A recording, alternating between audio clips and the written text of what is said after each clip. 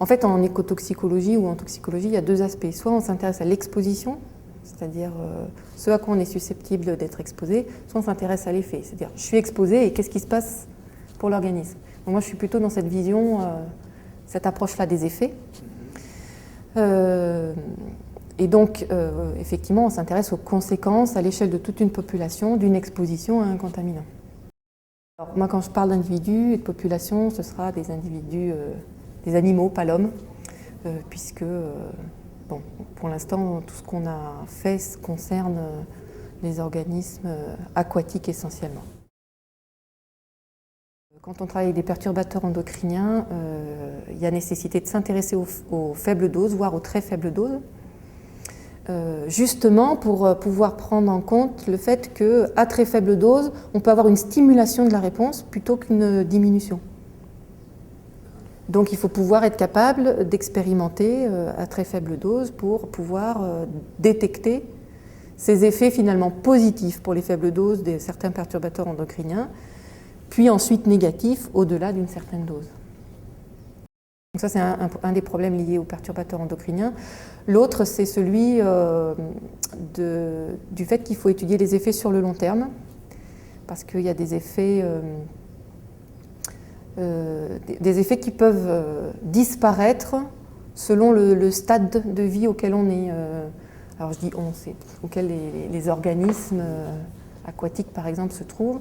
On peut avoir des effets chez les très jeunes individus, alors que chez les adultes on n'aura plus d'effets. Donc la fenêtre temporelle le long de laquelle il faut étudier les perturbateurs endocriniens est plus large que pour des contaminations classiques.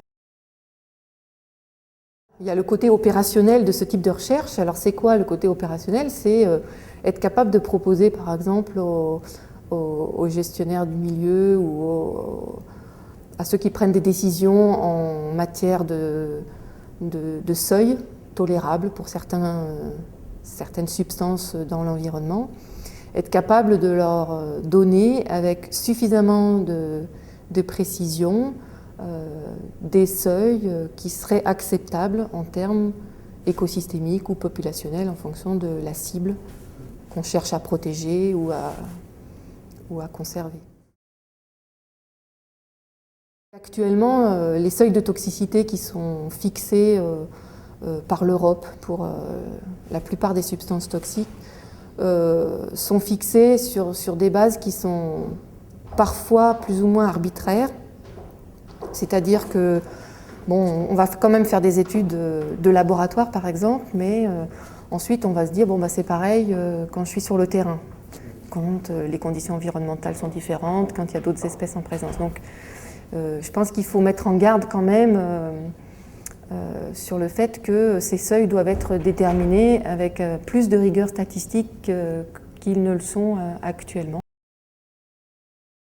J'ai fait une petite parenthèse dans ma présentation pour parler de la nouvelle plateforme de toxicologie environnementale et d'écotoxicologie qui va se monter à Rovaltain.